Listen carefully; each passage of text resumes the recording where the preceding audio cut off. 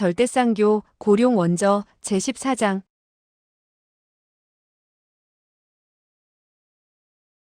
14.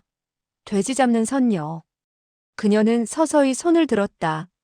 그녀의 손은 부드러워 보였고 아름다웠다. 별빛 아래서 세상 사람에게 포근한 기쁨을 뿌리는 그런 선녀의 손 같았다. 그러나 이 손은 죽음을 부르는 손이었다. 소아는 여전히 모르는지 중얼거리고 있었다. 이 사람 정말 이상한데. 어째 이런 곳에서 잠을 자나. 깨워도 일어나지를 않으니. 어이 여보시오. 좀 일어나시오. 여기서 자면 춥소. 뒤에서 내려치려던 손은 잠시 머뭇거리다가 거두어졌다. 소아는 여전히 혼자서 중얼거렸다. 어떻게 하지? 그냥 지나칠 수도 없고. 뒤에 섰던 홍의 그림자가 침묵을 깨고 입을 열었다. 그 사람을 아느냐? 소아는 깜짝 놀라며 고개를 돌렸다. 그는 눈을 휘둥그렇게 뜨고 그녀를 바라보는 모습이 마치 귀신이라도 보았을 때의 표정 같았다. 사실 그는 물통에 남은 물이 사람을 비춰주고 있어서 소선녀가 다가오는 것을 벌써 알고 있었던 것이다. 그러나 소아는 여전히 시치미를 떼고 그녀를 한참 동안 바라본 후 서서히 말했다. 아, 작은 아가씨, 대체 누구? 그의 말이 끝나기도 전에 소선녀의 손바닥이 그의 따귀를 후려쳤다. 그는 바닥에 털퍼덕 모로 쓰러지고 말았다. 소선녀 장청은 싸늘한 눈매로 소아를 내려다보며 말했다. 너 이 자식아, 나를 작은 아가씨라고 불러. 소아는 바닥을 짚고 기어 일어났다. 네. 큰아가씨 나. 이번에는 다른 한쪽 뺨에 불이 번쩍 일어났다.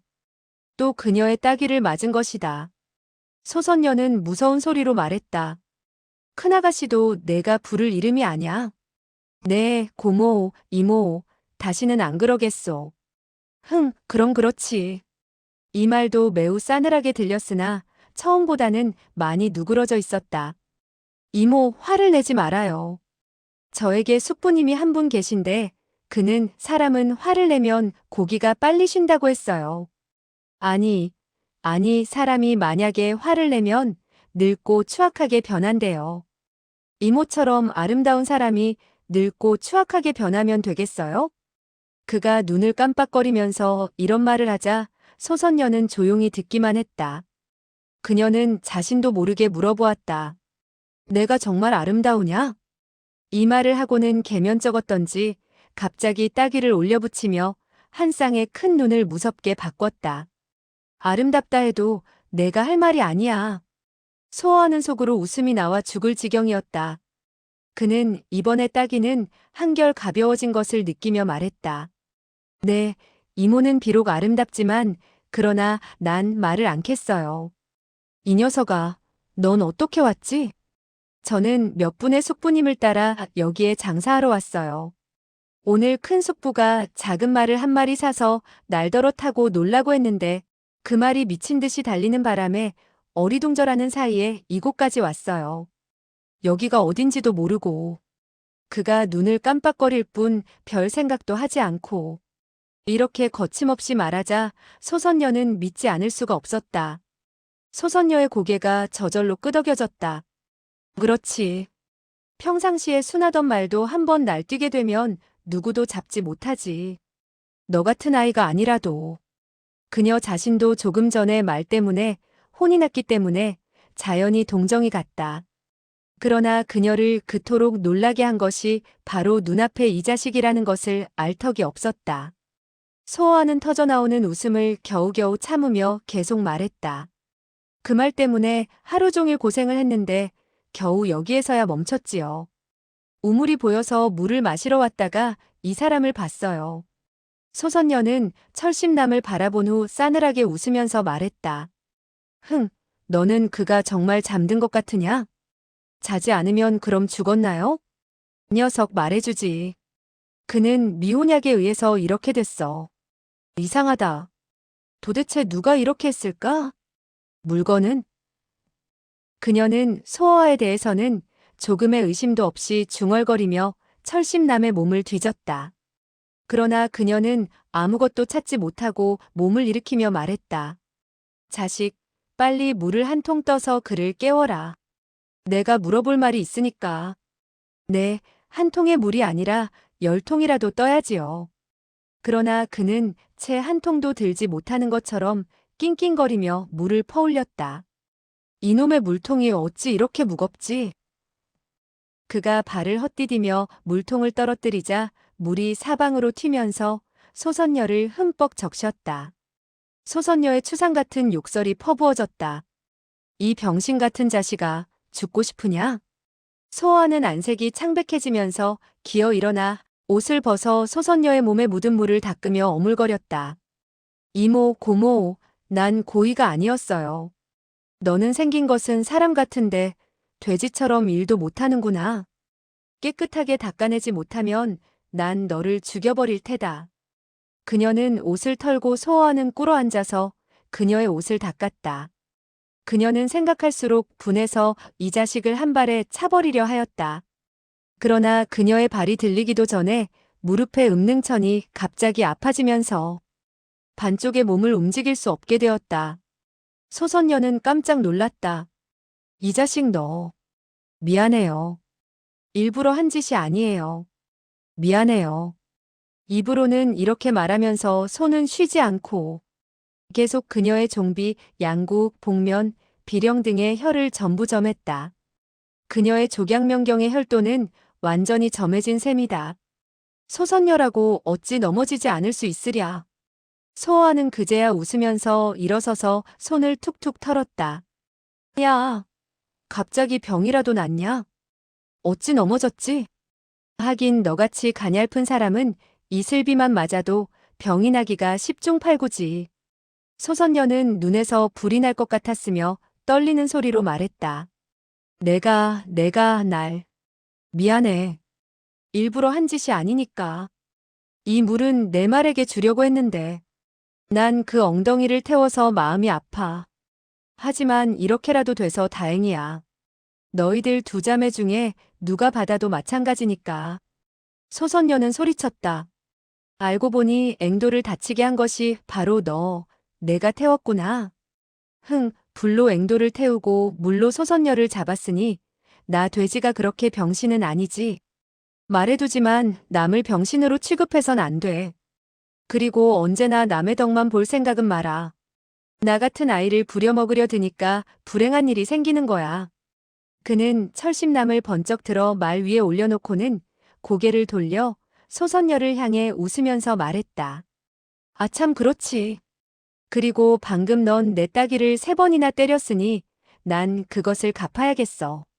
너는 여자이니 이자를 붙이지는 않고. 소선녀는 놀라움을 금치 못했다. 네, 내가 감히. 내가 못한다고. 내가 못한다. 하하하. 첫 번째 따귀를 때리자 소선녀의 얼굴이 금방 붉어졌다. 그녀는 평생 이런 변을 당해보기는 처음이었다. 이를 가는 소리에 기둥이 흔들릴 정도였다. 너 좋아. 기억해두겠다. 다른 일은 몰라도 첫 번째 따귀는 아주 심하게 맞았기 때문에 잊을 수가 없어. 그래서 나도 심하게 때린 거야. 하지만 안심해. 두 번째는 좀 가벼웠어. 두 번째 따귀를 때리자 소선녀는 이를 악물고 참았지만 눈물이 흘러나오고 말았다. 그녀가 태어난 후로 오늘날까지 어느 누구도 감히 그녀를 이렇게 건드려 본 자가 없었다. 그녀는 눈물을 흘리면서 원망의 눈초리로 소호아를 노려보았다. 좋아. 난 영원히 너를 기억하겠어. 영원히. 영원히. 내가 영원히 나를 잊지 못할 것은 물론 알고 있지. 여인은 처음 자기를 때린 남자를 잊을 수가 없는 법이야. 너같이 아름다운 여자에게 기억될 수 있으니 정말 기쁜 일이야. 그는 호탕하게 웃으면서 계속 말을 이었다.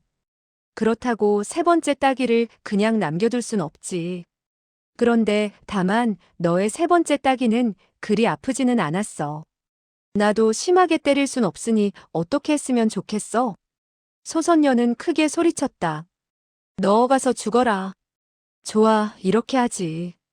그는 눈을 소선녀와 마주보면서 서서히 고개를 숙였다. 소선녀는 가슴까지 떨리면서 말했다. 너 어쩔 셈인가? 너는 손으로 나를 때렸지만 나는 입으로 너를 때릴 테다. 너의 손보다는 가벼울 거야. 너. 소아는 이미 그녀의 턱을 잡고 부드럽고 달콤한 그녀의 작은 입에다 입맞춤을 하였다. 소선녀는 소리도 지르지 못하고 넋을 잃고 말았다. 소아는 탄식을 하면서 말했다. 너도 나이가 많아야 16 정도인데 어찌 나의 이모가 되겠어?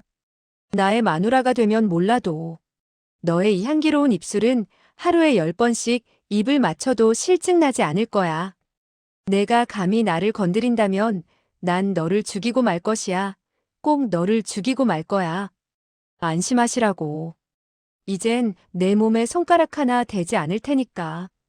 너같이 무서운 여자는 그냥 줘도 받기가 싫어. 만일 정말로 너 같은 마누라를 얻게 되면 큰 불행이야. 나를 죽여라, 나를 죽여. 그렇지 않으면 언제고 너는 나의 손에 죽고 말 것이야. 천천히 죽게 할 테다. 소아는 호탕한 웃음을 뒤에 남기고 말고삐를 끌어당겼다. 소선녀의 악쓰는 소리가 또 들려왔다. 너는 무엇 때문에 나를 죽이지 않지? 왜 죽이지 않아? 언젠가 내가 반드시 후회할 날이 있을 거야. 난 맹세코 너를 후회하게 할 테니까. 소아는 잠시 멈추었다가 그녀의 말이 끝나자 뒤도 돌아보지 않고 그대로 걸어갔다. 소선녀는 멀어져가는 그의 모습을 보고 울음을 터뜨렸다. 멀리서 소아의 노랫소리가 들려왔다. 소선녀 가련하다. 눈물을 흘리며 콧물을 닦으니 소아는 듣고 박수를 친다. 소아는 걸어가면서 노래를 부르다가 자기의 목소리가 괜찮다고 느꼈다. 소선녀의 울음소리보다는 좋다고 느꼈다. 소선녀의 울음소리가 멀어지더니 잠시 후엔 들리지 않았다. 맥이 잠시 빠지면서 얼굴을 만지자 탄식이 저절로 흘러나왔다. 그는 입을 매만지면서 싱긋 웃었다. 그 계집애는 과연 무서웠다. 그러나 그 입술은 향기로웠고 그 부드러운 감촉이 여전히 입가에 남아돌았다. 그는 돌연 웃으면서 앞으로 내달렸다. 얼마를 가다가 작은 말이 거친 호흡을 내뿜자 그는 걸음을 멈추고 별빛을 지붕 삼아 누워버렸다. 초원의 하늘은 넓고 찬란하였다. 바람이 그의 얼굴에 살랑거리자 그는 행복한 생각을 하면서 잠속으로 빠져버렸다. 소선녀가 그의 품속에 누워 그에게 이렇게 말했다. 매일 나에게 100번의 입맞춤을 하되 더 많을 수는 있어도 적어선 안 돼. 그러나 그가 고개를 돌려 입맞춤을 하려 할 때 소선녀가 갑자기 그의 따귀를 올려붙였다. 아니, 정말 사람이 그의 따귀를 때렸다. 소선녀가 쫓아온 것이 아닐까? 그가 놀라 깨어보니 철심남이 눈앞에 있었다. 그를 때린 것은 바로 철심남이었다. 우물물이 튀는 바람에 예정보다 일찍 깨어난 것이었다. 철심남의 창백한 얼굴은 매우 노기에 차 있었다. 한 쌍의 아름다운 큰 눈을 소아를 향한 채 욕을 퍼붓기 시작했다. 자식, 너도 잘 때가 있고 내 손에 빠질 때가 있구나. 소아는 일어서려고 했으나 몸이 말을 듣지 않았다. 이미 혈도가 점해진 것이었다. 그는 아무것도 느끼지 못했었다. 너무 깊이 꿈속을 헤맸던 것이다. 그러나 급하게 굴지 않고 오히려 웃으면서 말했다. 마침 좋은 꿈을 꾸고 있었는데 내가 나를 깨웠어. 내가 방금 예쁜 여자에게 100번이나 입맞춤을 하려고 했었으니 대신 너에게라도 해야겠다. 그는 말을 끊고 이마를 찌푸렸다가 다시 싱글거렸다. 하지만 이렇게 꼼짝 못하게 되어버렸으니 내가 입맞춤을 해줘야겠다. 난 그럴 자격이 있지. 난 너의 몸을 발에서 머리끝까지 조금도 남기지 않고 완전히 뒤져보았으니까. 철심남은 온몸이 부들부들 떨려왔다. 노해서 그런 것이 아니고 부끄러워서 그런 것 같았다. 그녀는 얼굴이 붉게 상기된 채 입을 다물고는 아무런 말도 하지 못하고 서 있었다. 소아는 그녀의 안색을 힐끔힐끔 살펴가며 탄식을 했다. 그런데 너는 왜 진작 여자라는 것을 말하지 않았지? 그랬으면 난 몸수색을 하지 않았을 텐데. 아, 내가 비록 나이가 적어도 남자라는 것을 알아야 돼. 내가 어찌 참을 수 있어. 닥쳐. 입 닥쳐. 더 떠들면 너의 입을 찢어 죽여버리겠어. 난 이미 했으니 더 하나 덜 하나 마찬가지야. 철심 남은 입술이 부르르 떨리고 그 큰 눈에 눈물이 가득 고였다. 소아는 이상한 표정을 짓고 말했다. 이제 넌 나에게 시집 올 수밖에 없어. 나도 나이가 많은 여자를 아내로 맞이할 수밖에 없지. 제길, 조금 있으면 넌 할머니가 되어버릴 거야. 아, 불쌍한 강어야. 철심남은 무슨 결심이라도 한 듯 돌연 신발 속에서 단도를 하나 꺼내더니 떨리는 소리로 말했다. 너 마지막으로 무슨 할 말이 있느냐? 말해라. 나를 죽이려고? 아서. 남에게 시집가도 괜찮아. 난 절대로 반대하지 않을 텐데 왜 나를 죽이려고 하는 거지? 내가 만약에 할 말이 없으면 내가 손을 쓰겠다. 그녀는 눈물이 그렁그렁한 눈을 보이지 않기 위해 갑자기 고개를 돌리면서 떨리는 목소리로 계속 말했다. 그러나 안심해도 좋아. 난 절대로 남에게 시집을 가지는 않을 테니. 소아는 들으면서 웃고 싶었다. 그러나 오히려 울어버리고 싶은 생각도 떠올랐다. 그녀가 정말 소아의 말을 믿는 것이다. 아, 여인의 속은 도대체 모르겠구나. 소아는 쓴웃음을 지으면서 말했다.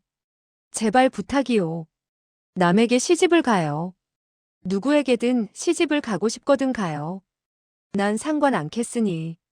그러나 나에게 시집 오는 것만은 견딜 수가 없어. 그것이 바로 내가 하고 싶은 말이야? 좋아. 그녀는 손에 단도를 굳게 쥐고 소아의 가슴을 향했다. 소아가 소리쳤다. 잠깐 내 말을 들어. 철심남이 한 발을 내디디며 말했다. 빨리 말해. 나도 할 말이 있어. 천하의 남자들에게 알려줘. 그들더러 절대로 남의 목숨을 구하지 말라고 해. 더욱이 여자의 목숨을 구하면 못 써.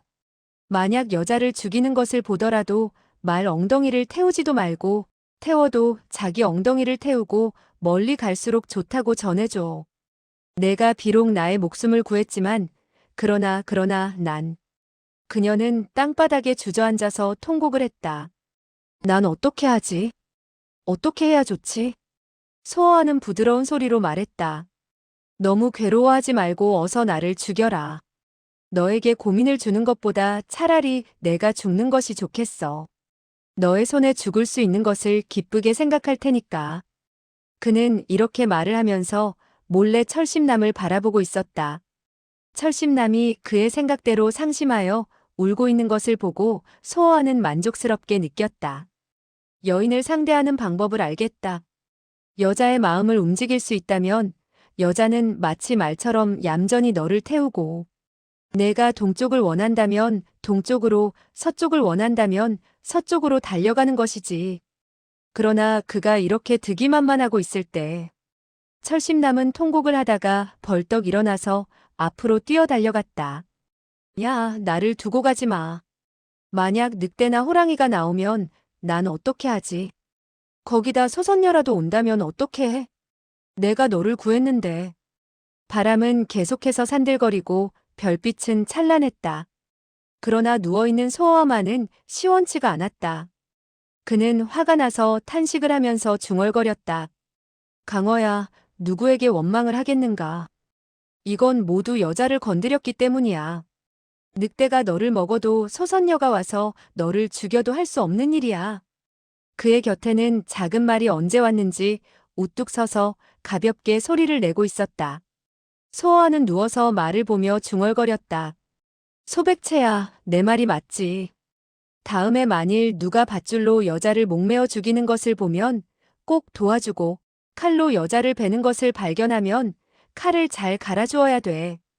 그 작은 말은 가벼운 소리를 몇 번 내더니 달려가 버렸다. 소아는 쓴웃음을 지으면서 말했다. 소백채야, 너도 믿지를 못하겠구나. 너까지 나를 버리다니. 아, 너도 암놈인가 보구나. 그러나 그는 돌연 소백채가 달려간 곳에 사람이 하나 움직이지 않고 서 있음을 발견했다. 이번에 소아는 정말로 놀랐다. 소리조차 나오지 않았다. 백만은 그 사람 옆에서 낮은 소리를 냈고 그 사람은 말과 함께 한 걸음 한 걸음 걸어오고 있었다. 소호와는 탄식을 했다. 난 정말 장님이야. 지금에야 알아봤으니. 난 첫눈에 알아야 했어. 철심남이 그의 몸 가까이까지 다가왔다. 소호와는 눈을 감고 그녀를 보지 않았다. 철심남은 유유히 입을 열었다. 넌 날 모욕하지는 않았어.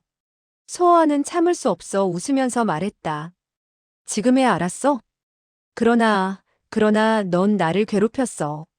넌. 철심남은 고개를 떨구면서 무거운 소리로 말했다. 나와 같이 가겠어? 난 그럴 줄 알고 있었지. 그러나 우선 나의 혈도를 풀어야 갈 수가 있지. 날 안고 갈 수야 없잖아.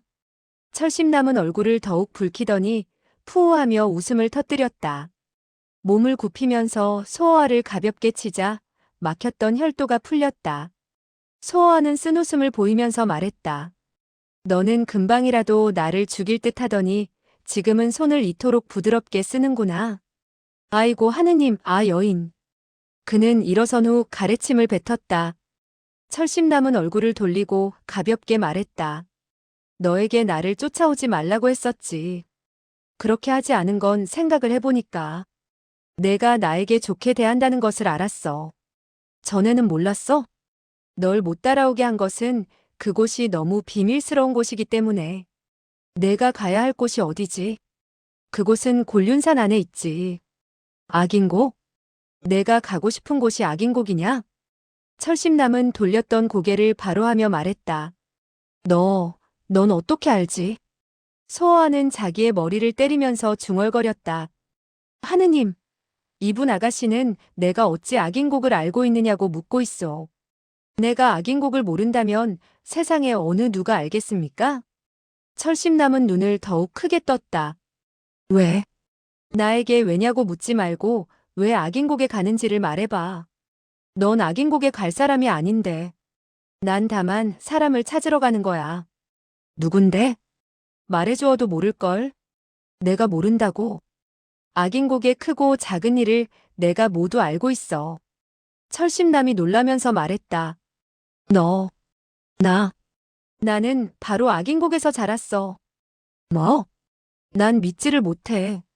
난 정말 믿지 못해. 믿지를 못해? 내가 물어보겠는데 악인곡 외에 어떤 곳에서 나 같은 사람이 자라날 수 있겠어? 한동안 그를 바라보다가 그녀는 이런 말을 했다. 확실히 다른 곳이 없어. 이제는 내가 찾는 사람을 나에게 말해줄 수 있겠지? 철심남은 다시 고개를 떨구고 한참 동안 침묵을 지키며 생각하다가 천천히 말했다. 내가 찾는 사람도 철씨야 매우 유명한 사람이지. 혹시 10대 악인 중에 광사철전이 아니냐? 그가 정말 거기에 있어? 나를 만났으니 다행이지. 그렇지 않았으면 쓸데없이 그 험한 곳에 들어갈 뻔했어. 누가 광사철전이 악인곡에 있다고 했지? 그의 말이 끝나자 철심남은 허망한 듯 시선을 돌렸다. 철심남과 소호와는 함께 말에 올랐다. 소호와는 아무 말도 하지 않았다. 밤은 조용했다. 고개를 돌려보니 여전히 천리무제의 초원이 한눈에 들어왔다. 초원은 넓고 넓었다.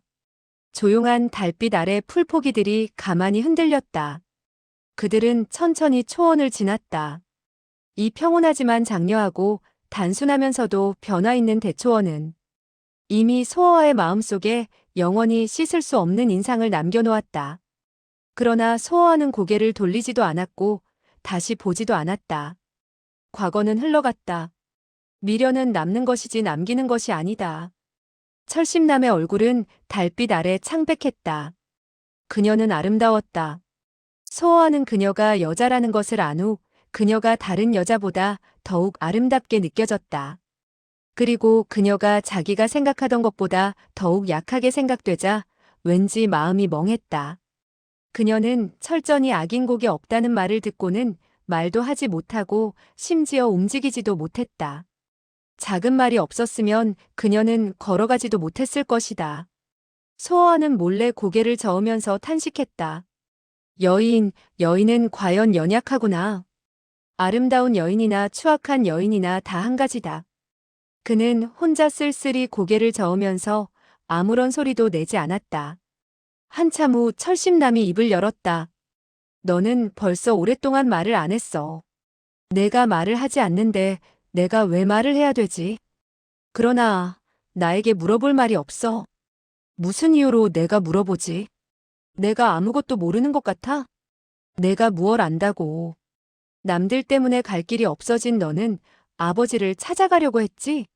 하지만 너는 그에게 좋은 감정을 갖고 있는 것은 아니야. 심지어 어릴 때 그의 곁을 떠났지. 그도 너를 버렸지. 그래도 그는 필경 너의 부친이야. 아버지. 누가 나의 아버지라는 거야? 광사철전. 누가 그런 소리야? 소어하는 하품을 하면서 말했다. 내가 말했어. 아, 여인아. 난 여인들이 자기 속마음이 탈로 나도 절대로 인정을 하지 않음을 알지. 그래서 내가 인정하든 말든 별 관계가 없어. 철심남이 소어아를 바라보는 얼굴은 마치 처음으로 만난 사람을 보는 표정 같았다. 이 아이는 사람이 아니라 요괴야. 사람이 아니라 정령이야. 그녀는 한동안 놀라운 빛을 띠다가 드디어 다시 입을 열었다. 너 또 무엇을 알지? 그리고 내 이름의 끝 글자가 남자의 남이 아니고 난초의 란이라는 것도 알지. 철심란. 그게 너의 진짜 이름이지.